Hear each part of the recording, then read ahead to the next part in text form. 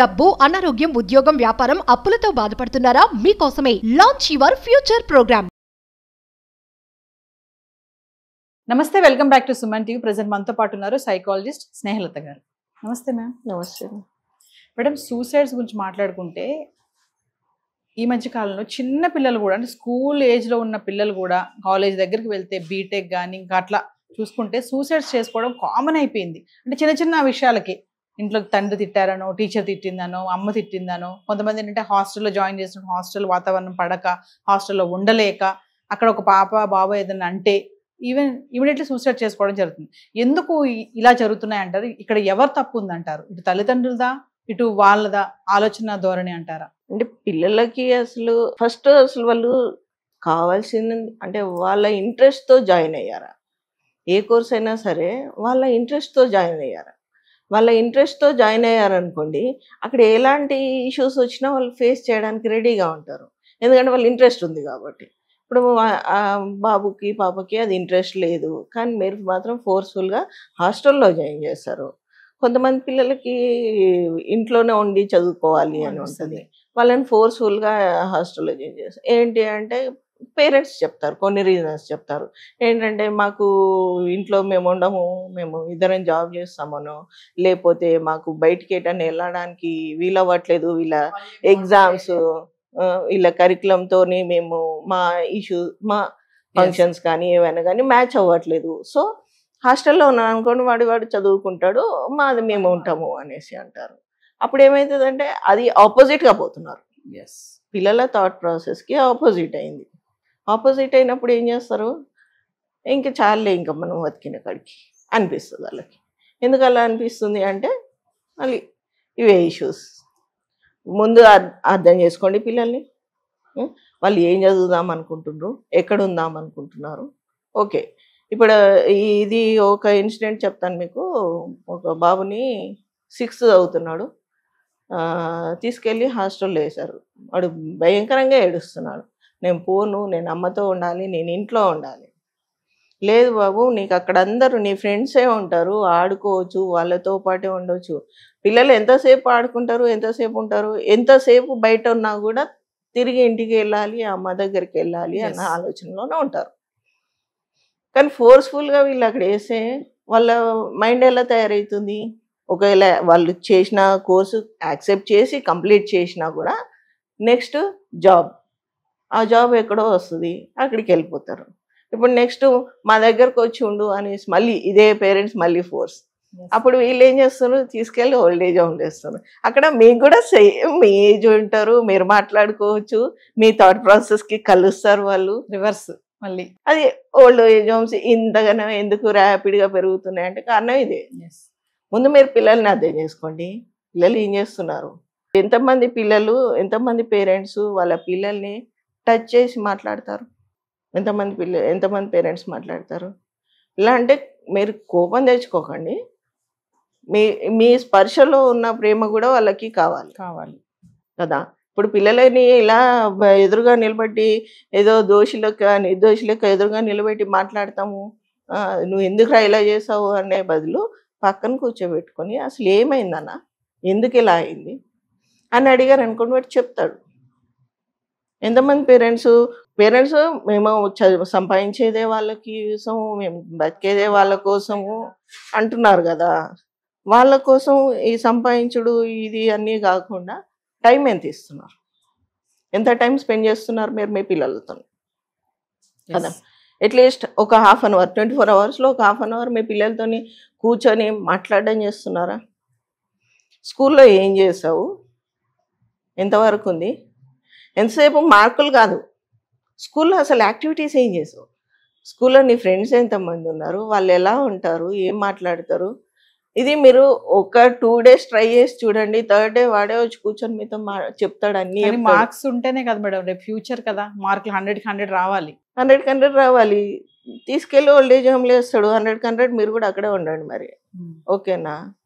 అది యాక్సెప్టబుల్ కాదు కదా. అన్నిట్లో 100 రావాలి, A+ గ్రేడ్ రావాలి, ఏదో ఒక్కటి ఎక్స్పెక్ట్ చేయండి, ఇది రావాలి అది రావాలి అంటే కుదరదు కదా. ఇప్పుడు మీరు 100కి 100 కావాలి, మంచి శాలరీ ఉన్న, మంచి పే ఉన్న జాబ్ చేయాలి అంటే ఓకే చేస్తాడు. కానీ మీ దగ్గర ఉండడు. మీరెంత మీ బాబు దగ్గర ఉంటే మీ బాబు మీ దగ్గర అంత ఉండడానికి ట్రై చేస్తాడు. కొంతమంది పేరెంట్స్ ఉంటారు madam, sorry to interrupt you, కొంతమంది పేరెంట్స్ ఉంటారు ఎలా అంటే ఫాదర్ని తీసుకుందాము, ఇంకెప్పుడు తిట్టడమే, అరే నువ్వు అట్లా చేస్తున్నావు ఇట్లా చేస్తున్నావు, చదువుకోరా, ఎందుకు అట్లా ఖాళీ కూర్చున్నావు, రేపు ఏం చేయాలో ఆలోచించవచ్చు కదా, లైక్ టార్చర్ అనమాట. ఏమన్నా అసలు రేపు అనేది ఉందా? నెక్స్ట్ మినిట్ ఏమవుతుందో మనం చెప్పలేము. రేపు ఉంది అనుకుంటూ వాడిని అలా దూరం పెడితే ఆడేమో అటే వెళ్ళిపోతున్నాడు. అటే వెళ్ళిపోయిన తర్వాత అప్పుడే ఏడుస్తుంటారు. కొంతమంది ఈ రీసెంట్గా చూస్తున్న కేసెస్లో దాంట్లో వాళ్ళు సూసైడ్ లెటర్స్ రాస్తున్నారు కదా, ఆల్మోస్ట్ 1 month నుంచి అమ్మ మాట్లాడట్లేదు నాతో, ఫోన్ కూడా చేయట్లేదు, నాన్న రావట్లేదు, ఏముంటున్నాయి. చనిపోయిన తర్వాత వచ్చి ఏడుస్తున్నారు. ఎందుకు ఏడుస్తున్నారు కదా? ఎప్పుడైతే మనకి కావాలి అని చూసినప్పుడు అక్కడ ఎవరు కనిపించలేదు అనుకోండి, ఒకసారి వెనక్కి తిరిగి చూస్తే మనకి అమ్మ నాన్న కనిపించాలి. కనిపించారు అనుకోండి, ధైర్యంగా ముందుకు వెళ్ళగలుగుతారు పిల్లలు. వెనకాల కనిపించము, మేము డబ్బులు మాత్రం పంపిస్తాము కానీ వెనకాల కనిపించము అంటే వెనకకి చూస్తారు పిల్లలు, ఖచ్చితంగా వెనక్కి చూస్తారు. అక్కడ ఎవరు లేరు అంటే వాళ్ళ కాన్ఫిడెన్స్ లెవెల్ ఎంత పడిపోతుందంటే అంత పడిపోద్ది. ముందు అసలు ఏం చదువుతున్నారు, అసలు ఎంతవరకు పోతుంది. కొంతమంది పిల్లలు ముందే చెప్తున్నారు, మా వల్ల అవ్వట్లేదు, మ్యాథ్స్ మా వల్ల అవ్వట్లేదు.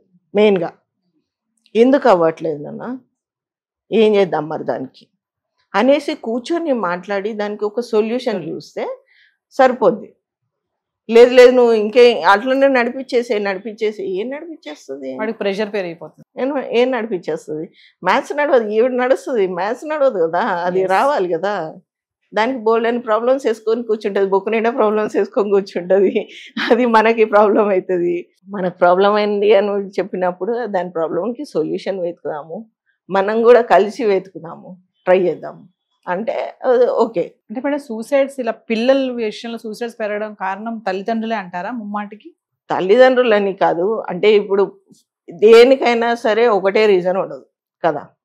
ఇప్పుడు ప్రతి పిల్లోడి దగ్గర ఫోన్ ఉంటుంది, దాంట్లో రీల్స్ పెడతారు, డాన్స్ చేసి పెట్టంగానే వాళ్ళకి బోల్డ్ అని వ్యూస్, దాంట్లో డబ్బులు, ఇంకేం డబ్బులు వస్తున్నాయి. మనం ఫైనల్ ఏంటి, మనకి మనీ వచ్చేస్తున్నాయి కదా, మళ్ళీ నేను ఇంకెందుకు చదవాలి కదా. ఎందుకు చేస్తున్నారు వాళ్ళు? డబ్బులు వచ్చేంత వరకు పేరెంట్స్ ఎంకరేజ్ చేస్తున్నారు. ఇది నేను గమనించి చెప్తున్నాను. డబ్బులు వచ్చేంత వరకు ఎంకరేజ్ చేస్తున్నారు. తర్వాత అక్కడ ఒక నెగిటివ్ కామెంట్ వచ్చినా కూడా వీళ్ళు తీసుకోలేకపోతున్నారు. మనం పెద్దవాళ్ళమే ఒక నెగిటివ్ కామెంట్ వస్తే తీసుకోలేము.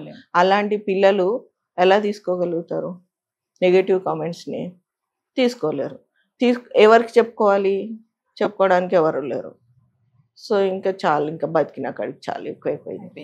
అంటే మాట్లాడుకోవడానికి టైం లేకపోవడము, మీరు అన్నట్టుగా టచ్, ఎంతమంది పేరెంట్స్ నిజంగా క్వశ్చన్ చేసుకోవాలి, ఎంతమంది పేరెంట్స్ పిల్లల్ని టచ్ చేసి మాట్లాడుతున్నారు అని. అంటే ఏమన్నా అడిగామనుకోండి, మీ పిల్లలతో మీరు మాట్లాడతలేదు అసలు, అందుకే ఇలా తయారయ్యారంటే మాకు అంత టైం లేదండి, మేము జాబ్ చేయాలి, సంపాదించాలి కదా, వాళ్ళ కోసమే కదా, ట్యూషన్లు పెట్టిస్తున్నాం కదా, స్కూల్కి పంపిస్తున్నాం కదా అని చెప్తా ఉంటారు. మరి అట్లీస్ట్ సాటర్డే సండే అయితే అందరికీ హాలిడేసే. అప్పుడు ఆ టైం చూసుకోండి అంటే అప్పుడు అవుటింగ్ వెళ్ళాలి.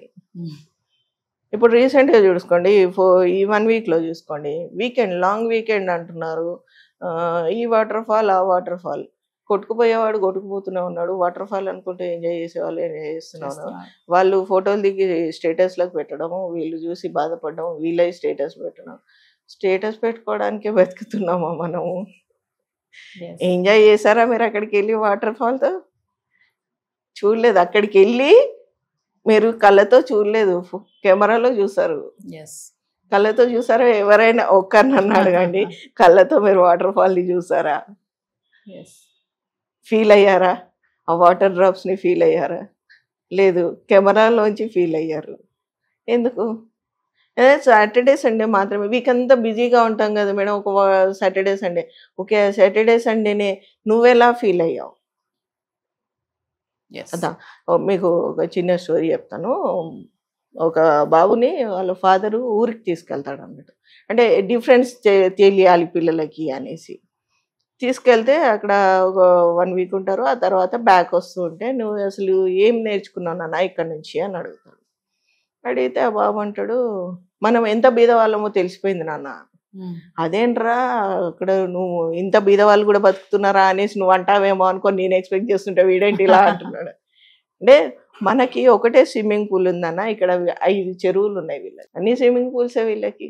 మనకు ఒక కుక్ ఉంది నాన్న, వాళ్ళకు బోల్డ్ అని జంతువులు ఉన్నాయి పెట్స్. మనకి లైట్ వేసుకుంటే తప్పితే వెలుతురు కనిపించదు నాన్న, అక్కడ వాళ్ళకి స్కై ఉంది, చుక్కలు ఉన్నాయి. మనం ఎంత బీదో తెలిసింది నాన్న, నువ్వు మంచి పని చేస్తావు నన్ను ఇక్కడికి తీసుకొచ్చి. అలా పిల్లలకి నేర్పిద్దాము అని ఎంతమంది పేరెంట్స్ తీసుకెళ్తారు.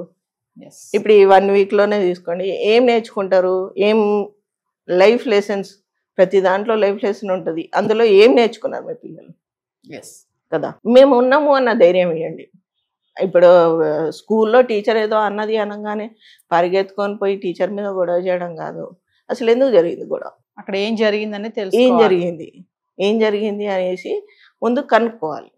కనుక్కున్న తర్వాత ముందు బాబుని కనుక్కోవాలి, బాబుని కానీ పాపని కానీ కనుక్కోవాలి. ఆ తర్వాత అది ఎందుకు జరిగిందో కనుక్కోవాలి. ఆ తర్వాత యాక్షన్. కానీ మనం ఏం చేస్తున్నాం, ముందే యాక్షన్, ఫైర్ అయిపోతాం. ఆ తర్వాత ఏమవుతుంది, ఆ పిల్లోడికి అప్పుడు మీకు ఇది చేశానరా అది చేశానరా అని మళ్ళీ చెప్పడం ఒకటి, ఎవరు మాకు ఏం చేయక్కర్లేదు అనేసి వాళ్ళు ఫుల్ స్టాప్ పెట్టేస్తున్నారు. ఏమవుతుంది, ఇప్పుడు రీసెంట్ ఇష్యూనే తీసుకుంటే సూసైడ్ లెటర్స్లో చెల్లినన్నా అడిగి జాయిన్ చేయండి అంటే ఏమన్నా అడగకుండానే జాయిన్ చేస్తారు. అడిగి దాని ఇంట్రెస్ట్ ఉందా లేదా, మంచిగా చదవమని చెప్పండి అనేసి. దాంతోనే తెలుస్తుంది కదా ఆడికి ఇంట్రెస్ట్ లేదు. ఇంట్రెస్ట్ లేక ఇంజనీరింగ్ కాకపోతే ఇంకా వేరే స్టడీసే లేవా? ఇంజనీరింగ్ అవ్వాలి, డాక్టర్ అవ్వాలి, ఇంజనీరింగ్ ఈ రెండు కాకుండా ఇంకా వేరే లేవా? వేరే జాబ్ భవిష్యత్తు లేదు వేరే వాటికనే పేరెంట్స్. ఎంతమంది ఇంజనీర్ చేసేవాళ్ళు, ఇంజనీరింగ్ స్టూడెంట్స్ ఆ వర్క్ మాత్రమే చేస్తున్నారు? ఎంతమంది చేస్తున్నారు? చేయట్లేదు కదా. ఇప్పుడు మిమ్మల్ని మీరే క్వశ్చన్ చేసుకోండి, మీరు చదివింది ఏంది, మీరు చేస్తున్న జాబ్ ఏంది? నేను చదవలేని మొర్రు అని పిల్లలు చెప్తూ ఉన్నా కూడా చాలా మంది పేరెంట్స్ ఎందుకు చదవలేవు, వాడు చదవట్లేదా, వీడు చదవట్లేదా, నువ్వెందుకు చదవలేవు అని అంటున్నారు తల్లిదండ్రులు. ఇప్పుడు చేప ఈదుతుంది కదా అని అన్నిటిని తీసుకెళ్ళి నీళ్ళలో వేసి ఈదాలి నువ్వు కూడా అంటే అలా ఈదుతాయి. మీ పిల్లలకి అసలు ఏంటి, మనము పిల్లలతో టైం స్పెండ్ చేయమనేది నేను అందుకే. పిల్లలు అసలు దేంట్లో ఉన్నారు ఇంట్రెస్ట్? మేము చదువుకునేప్పుడు మాకేంటి కరికులం ఉండేది, ఆ తర్వాత ఫ్రీగా వదిలేసేవాళ్ళు. ఇంట్రెస్ట్ ఉన్నవాళ్ళు క్రికెట్కి వెళ్ళేవాళ్ళు, ఇంట్రెస్ట్ ఉన్నవాళ్ళు కబడ్డీకి వెళ్ళేవారు, ఫుట్బాల్కి వెళ్ళేవాళ్ళు, వాళ్ళ ఇంట్రెస్ట్తోనే. ఇప్పుడు ఇంట్రెస్ట్తో ఎంతమంది పిల్లలు పోతున్నారు? పక్కన వాడు పోతున్నాడు క్రికెట్ టీంకి, మనవాడిని కూడా పంపించేద్దాం. స్కేటింగ్, స్విమ్మింగ్, డాన్సింగ్, సింగింగ్, అసలు వాడికి ఆ ఇంట్రెస్ట్, ఆ టాలెంట్ ఉందా, ఆ ఇంట్రెస్ట్ ఉందా?